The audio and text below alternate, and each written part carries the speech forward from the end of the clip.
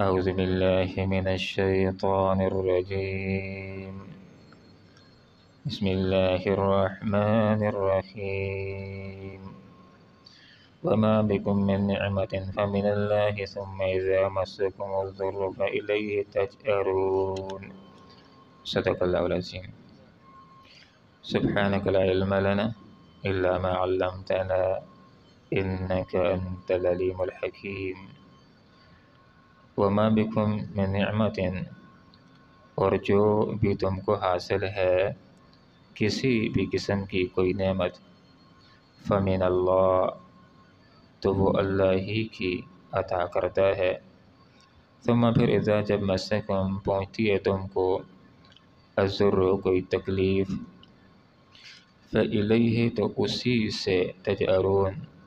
تم فریاد کرتے ہو۔ بہت ساری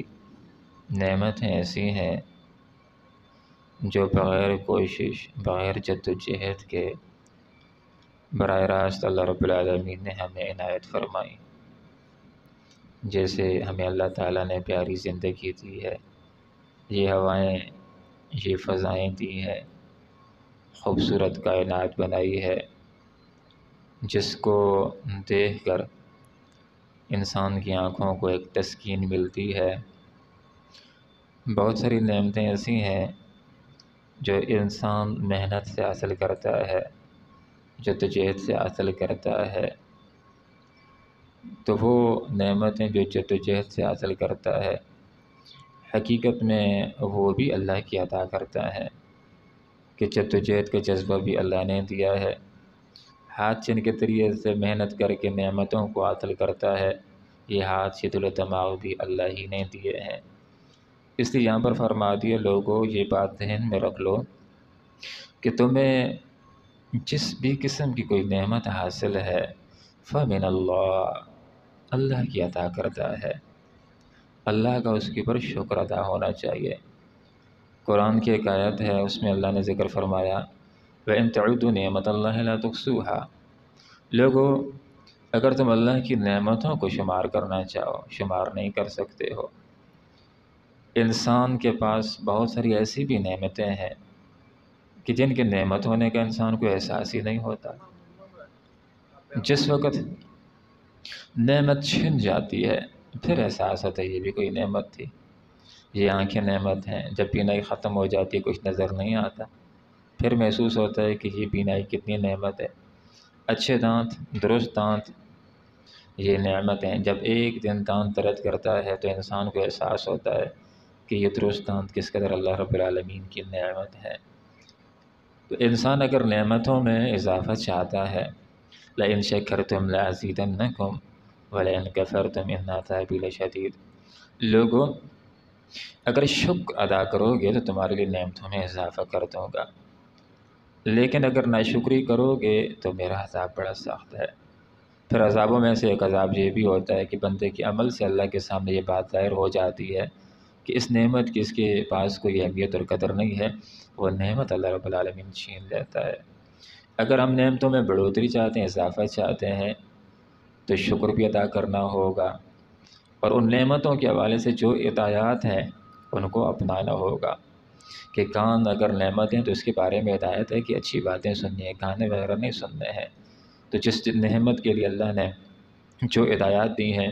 ان ہدایات کے مطابق اس نعمت کو استعمال کرنا یہ بھی نعمت کا شکر ہوتا ہے، اور جس نعمت میں سے لوگوں کا ایسا نکل سکتا ہے وہ نکالنا یہ بھی حقیقی شکر ہے کہ اللہ نے بہت سارا رزق حلال دے رکھا ہے، زکوٰۃیں خیراتیں صدقۃ الفطر نکل سکتا ہے تو وہ ادا کرنا یہ حقیقی شکر ہوگا۔ تو پہلے یہ بات بتلا دی کہ لوگوں تمہارے پاس جو کچھ ہے یہ سوچ عقیدہ بناؤ فمن اللہ یہ اللہ کا مال ہے، اللہ کا عطا کرتا ہے۔ تم ایسا مت سکو پھر جب تم کو پہنچتی ہے کوئی تکلیف فإلیہ تجأرون تو اسی سے تم فریاد کرتے ہو۔ یہ بھی توحید کے دلائل میں سے بڑی پیاری سی دلیل ہے کہ انسان جا رہا ہوتا ہے سمندروں کے اندر، خوشی کے ساتھ لوگ جاتے ہیں، بحری جہاز سفر کرتا ہے، لیکن جس وقت طوفان آ جاتے ہیں بحری جہاز گولے کھانا شروع کر دیتا ہے، اس وقت لوگ جب ہر طرف سے مایوس ہو جاتے ہیں تو ایک اللہ کو پکارنے لگ جاتے ہیں، تو معلوم یہ ہوتا ہے کہ اللہ کے ہونے کا عقیدہ، اس کے ایک ہونے کا عقیدہ، اور یہ عقیدہ کہ وہی مشکل کشا ہے،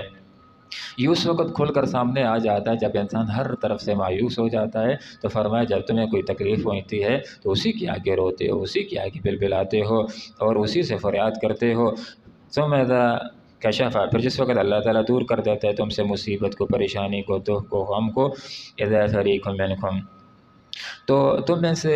ایک فریق یک اپنے رب کے ساتھ شرک کرنے لگتا ہے۔ پھر یہ کہنا شروع کر دیتے ہیں کہ فلاں بابا کے پاس گئے تھے اور اس کے دربار سے پانی لایا تھا، اس پانی کے ساتھ نہائے تھے، اس سے شفا مل گئی۔ حال یہ ہے کہ جب شفا مل گئی ہے تو اللہ کا شکر ادا کرنا چاہیے کہ بیماری اسی کی طرف سے آئی تھی اور اسی رب کائنات نے شفا دی ہے۔ جب اولاد نہیں ہو رہی تھی بہت رو رہے تھے، اللہ تم اولاد دے دے، جب اللہ نے اولاد دے دی تو پھر یہ کہنا شروع کر دیتے ہیں کہ فلاں بزرگ کی قبر کے اوپر گئے تھے اور وہاں سے گڑ لائے تھے اور وہ استعمال کیا تھا اور اولاد ہو گئی ہے۔ یک شرک کرنا شروع کر دیتے ہیں۔ تو فرمایا لیکفروا، یہ ایسا کیوں کرتے ہیں؟ تاکہ ناشکری کرے ان نعمتوں کا جو ہم نے ان کو دی ہے۔ اچھا ناشکری کریں گے تو کتنی کر لیں گے؟ فتمتعوا، مزے کر لو، عیش کر لو، 2 دن کرو گے، 4 دن کرو گے، ناشکری کتنی کرو گے؟ 70 سال کر لو گے، بالآخر تمہیں آنا کہاں ہے؟ فسوف تعلمون، اللہ کے پاس آنا ہے۔ ناشکری کا تمہیں لگ پتہ جائے گا کہ ناشکری کا انجام کیا نکلتا ہے، اللہ تعالیٰ تمہیں اس کی سزا دے گا۔ محترم دوستو، یہاں پر ہم یہ بات بھی سمجھتے ہیں کہ مصیبت اور دکھ اور غم کے اوپر رد عمل کے اعتبار سے لوگوں کی 4 قسمیں ہوتی ہیں۔ ایک طرح کے لوگ وہ ہوتے ہیں جو غفلت کی زندگی گزار رہے ہیں، کوئی نماز نہیں، کوئی روزہ نہیں، کوئی حج نہیں، کوئی زکوٰۃ نہیں، مرضی کی زندگی گزار رہے ہیں، عیش کی زندگی گزار رہے ہیں، عبادت کی طرف کوئی دھیان اور توجہ نہیں ہے، اللہ رب العالمین کو کوئی پکارتے نہیں۔ لیکن اچانک کوئی تکلیف آ جاتی ہے، بیماری آ جاتی ہے، مصیبت آ جاتی ہے، غم آ جاتا ہے، تو یہ رونا شروع کر دیتے ہیں، اللہ کے آگے گڑ گڑاتے کہ یا اللہ یہ تو یہ غم، یہ پریشانی دور کرتے تو میں ٹھیک سے مسلمان رہوں گا، اپنی اصلاح کر لوں گا۔ اور جب اللہ رب العالمین ان کی دعا سنتا ہے، غم دور کر دیتا ہے، پریشانی دور کر دیتا ہے، وہ پریشانی بھی کہ جس کے اندر یہ سوچ رہا تھا کہ بس اب میری زندگی ختم ہو گئی، مجھے خودکشی کر لینی چاہیے، لیکن جب اللہ تعالیٰ حالات کو نارمل کر لیتا ہے تو دل ہی دل کے اندر شکر بھی ادا کرتے ہیں کہ یا اللہ تیرا شکر، اس وقت میں نے خودکشی نہیں کی، آج تو میرے حالات بڑے پرسکون ہو گئے ہیں، اور اللہ تعالیٰ کو یاد رکھتا ہے، عبادت کرتا ہے،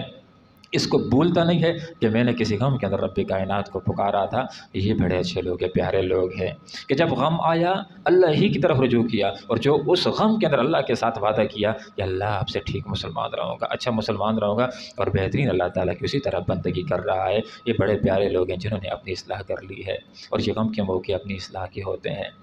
اور غم، دکھ اور پریشانی کے پر رد عمل کے اعتبار سے دوسری طرح کے لوگ وہ ہیں کہ جو غفلت کی زندگی گزار رہے ہیں، بس کھانا ہے، پینا ہے اور عیش کرنا ہے، مزے کرنے ہیں، کوئی نماز کی طرف، قرآن کی طرف کوئی دھیان نہیں۔ لیکن جب غم آ گیا تو انہوں نے بڑی بڑی منتیں مارنا بھی شروع کر دیں کہ یا اللہ یہ غم دور ہو گیا تو میں تیرے راستے میں یہ دوں گا، اپنی اصلاح کروں گا، اور بڑے وعدے کرتے ہیں۔ جب اللہ تعالیٰ غم کو دور کر دیتا ہے، پریشانی کو دور کر دیتا ہے، تو ان کی کیفیت پھر سے اسی طرح ہو جاتی ہے کہ ایسے معلوم ہی نہیں ہوتا کہ ان کے اوپر کبھی کوئی غم بھی آیا تھا، کبھی کسی دکھ کے اندر اللہ تعالیٰ کو بھی پکارا تھا، پھر سے اسی عیش کے اندر چلے جاتے ہیں اور یہ کہنا شروع کر دیتے ہیں یہ اچھے اور برے دن یہ تو انسانوں کے اوپر آتے رہتے ہیں، یہ تو بڑے لوگوں کے اوپر بھی، بزرگوں کے اوپر بھی آتے رہے ہیں۔ تو یہ لوگ، ان کی یہ صفت تو اچھی ہے کہ جب غم آیا تو غیر اللہ کی طرف نہیں گئے، اللہ کی طرف گئے ہیں، اللہ کو پکارا ہے، غم کے اندر دکھ کو دور کرنے کے لیے اللہ کو پکارا۔ لیکن ان کی یہ صفت اچھی نہیں ہے کہ جو ہی پریشانی دور ہو گئی تو انہوں نے اللہ کو چھوڑ دیا، اللہ کو بلا دیا ہے۔ حال یہ کہ غم تو اس لیے آتے ہیں کہ انسان کی اصلاح ہو جائے، مستقل اصلاح ہو جائے، تو ان کی یہ صفت اچھی نہیں کہ انہوں نے بعد میں اللہ کو بلا دیا۔ اور تیسری طرح کے لوگ وہ ہیں کہ جو غفلت کی زندگی گزار رہے ہیں، مرضی کی زندگی گزار رہے ہیں، اور جب ان کے اوپر کوئی دکھ، پریشانی، کوئی غم، کوئی مصیبت، کوئی بیماری آ گئی تو اس کے اندر بھی اللہ کی طرف کوئی رجوع نہیں، اسباب کے اوپر نظر ہے کہ فلاں چیئرمین کے پاس جائیں گے مسئلہ حل ہو جائے گا، فلاں ڈاکٹر کے پاس جائیں گے مسئلہ حل ہو جائے گا، اور ہر چیز کو سائنس کے ساتھ جوڑنا شروع کر دیتے ہیں۔ ان کی مثال حدیث میں آتی ہے، آپ صلی اللہ علیہ وسلم نے فرمایا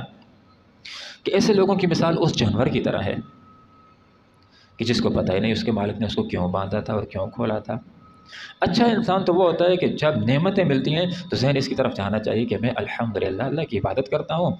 اور اللہ تعالیٰ سے عبادت کی وجہ سے انشاءاللہ آخرت میں مجھے جنت دے گا۔ جو اللہ تعالیٰ اتنی بڑا انعام دے گا تو دنیا کے اندر بھی اللہ تعالیٰ نعمتیں دے سکتا ہے۔ اور جب کوئی ٹھوکر لگتی ہے تو اس کا دھیان اس کی طرف جاتا ہے کہ مجھ سے کیا خطا ہو گئی، کیا غلطی ہو گئی ہے کہ اللہ تعالیٰ مجھے اپنی طرف متوجہ کرنا چاہتا ہے، اصلاح کا موقع دینا چاہتا ہے تاکہ میں توبہ کر لوں اور بڑی ٹھوکر جہنم کے عذاب سے میں اپنے آپ کو بچانے والا بن جاؤں۔ دکھ اور مصیبت اور غموں کے رد عمل کے اعتبار سے چوتھی طرح کے لوگ وہ ہیں کہ جو ہمہ وقت اللہ کی پیاری عبادت کرتے ہیں، خوشحالی کے اندر بھی، بدحالی کے اندر بھی، سردی کے اندر بھی، گرمی کے اندر بھی، امن کے اندر بھی، جنگ کے اندر بھی، غربت کے اندر بھی، اور مالداری کے اندر بھی، بیماری کے اندر بھی، صحت کے اندر بھی، ہر حالت کے اندر خوشیوں میں بھی اللہ کی طرف رجوع ہوتا ہے، اللہ ہی سے مانگتے ہیں جو مانگنا ہوتا ہے، اور جب غم آ جاتا ہے کسی طرف نہیں جاتے، اللہ کی طرف جاتے ہیں۔ اور یہ بات کہ کسی انسان کے اوپر کوئی دکھ اور پریشانی اور غم نہیں آئے کہ ایسا نہیں ہوگا۔ اللہ کے رسول صلی اللہ علیہ وسلم کا یہ بیان ہے کہ اس دین کی خاطر، اللہ کے دین کی خاطر جتنی تکلیفیں مجھے دی گئیں کسی اور کو نہیں دی گئیں۔ تو غم تو دکھ اور تکلیفیں پریشانیاں تو آتی ہیں، لیکن جو بندے اچھے ہوتے ہیں 2 رکعت نفل صلاۃ حاجت پڑھنے کی دیر ہوتی ہے اور ان کا دکھ دور ہو جاتا ہے، غم دور ہو جاتا ہے، تو جب ان کے اوپر کوئی غم آتا ہے کسی اور طرف رجوع نہیں کرتے۔ یہ انبیاء جیسے لوگ ہوتے ہیں۔ حضرت ایوب علیہ السلام کے اوپر کتنی خطرناک بیماری آئی، رجوع کیا تو اللہ کی طرف رجوع کیا۔ حضرت یونس علیہ السلام کے اوپر مچھلی کے پیٹ کی صورت میں پریشانی آئی، لا الہ الا انت سبحانک انی کنت من الظالمین، اللہ ہی کی طرف رجوع کیا۔ حضرت موسیٰ علیہ السلام کے اوپر پریشانی آئی، سامنے سمندر ہے، پیچھے فرعون کا بہت بڑا لاؤ لشکر آ رہا ہے، مشکل صورتحال کے اندر موجود ہے، تو ساتھیوں کو تسلی دی کہ گھبراؤ نہیں، اللہ ہمارے ساتھ ہے اور اللہ رب العالمین ہمیں راستہ دکھائے گا۔ رسول اکرم صلی اللہ علیہ وسلم کے اوپر پریشانی کا ایک موقع تھا کہ کفار بالکل غار کے دہانے کے اوپر پہنچ گئے تھے، ابوبکر صدیق رضی اللہ عنہ غم کا شکار ہو گئے تھے، تو اللہ کے رسول نے اس وقت فرمایا تھا لا تحزن ان اللہ معنا، مشکل کے وقت اللہ کی طرف لا تحزن ان اللہ معنا، اللہ ہمارے ساتھ ہے، تو اللہ کی طرف رجوع کیا کرتے تھے، اللہ ہی سے مانگا کرتے تھے۔ صحابہ کرام بھی ایسے ہی لوگ ہوتے ہیں۔ تو بہترین لوگ وہ ہیں کہ جو ہر حالت میں اللہ کی طرف رجوع کرتے ہیں، اسی کی بندگی کرتے ہیں، اسی کی اطاعت کرتے ہیں، اسی سے مانگنے والے ہوتے ہیں۔ حدیث کا یہ مفہوم ہے کہ جو بندہ یہ چاہتا ہے کہ اللہ رب العالمین اس کی مشکلات میں اور اس کی بدحالیوں میں اللہ اس کو یاد رکھے کہ جو ہی دعا کرے اگلے لمحے مسئلہ حل ہو جائے، تو اس کو چاہیے کہ اپنی خوشحالیوں کے اندر اللہ رب العالمین کو یاد رکھے، جب خوش ہے، جب مالدار ہے، جب صحت ہے، جب ہر نعمت موجود ہے تو اللہ تعالیٰ کا شکر ادا کرے۔ حضرت سلیمان علیہ السلام کے پاس کیا نہیں تھا، بادشاہی بھی تھی، بیویاں بھی تھی، سب کچھ تھا، لیکن عاجزی ہے، اللہ تعالیٰ کا شکر ہے۔ تو اچھے لوگ وہ ہوتے ہیں کہ جو ہر لمحہ اللہ رب العالمین کی عبادت کرتے ہیں، اللہ تعالیٰ سے دعا کرتے ہیں کہ اللہ تعالیٰ ہمیں بھی یہ کیفیت نصیب فرمائے کہ ہم خوشی کے اندر بھی اور غمی کے اندر بھی اللہ ہی کی عبادت کریں۔ اللہ تعالیٰ ہمیں غموں سے محفوظ فرمائے، عافیت کی زندگی نصیب فرمائے، اور جب کوئی غم آ جائے تو اللہ تعالیٰ ہمیں اللہ ہی کی طرف رجوع کرنے کی اور بہترین صبر کی توفیق عطا فرمائے۔ آمین وآخر دعوانا الحمدللہ رب العالمین۔ وما بکم، اور جو تم کو حاصل ہے من نعمت، کسی بھی قسم کی نعمت، فمن اللہ، تو وہ اللہ ہی کی عطا کردہ ہے۔ ثم پھر اذا، جب مسکم پہنچتی ہے تم کو ضرور کوئی تکلیف ہے، تو اسی سے تجارون، تم فریاد کرتے ہو، اسی کے سامنے روتے ہو۔ ثم پھر اذا، جب کشف دور کر دیتے الضر، تکلیف، عنکم، تم سے، اذا یک فریقن، ایک گروہ، منکم، تم میں سے، بربہم، اپنے رب کے ساتھ، یشرکون، شرک کرنے لگ جاتا ہے، لیکفر، تاکہ وہ ناشکری کریں، بما، ان نعمتوں کی، آتیناہم، جو ہم نے ان کو دی ہیں، فتمتعوا، سو عیش کر لو، فسوف تعلمون، ان قریب تم کو معلوم ہو جائے گا کہ ناشکری کا انجام کیا نکلتا ہے۔ اللہم ربنا آتنا فی الدنیا حسنہ وفی الآخرۃ حسنہ وقنا عذاب النار برحمتک یا ارحم الراحمین۔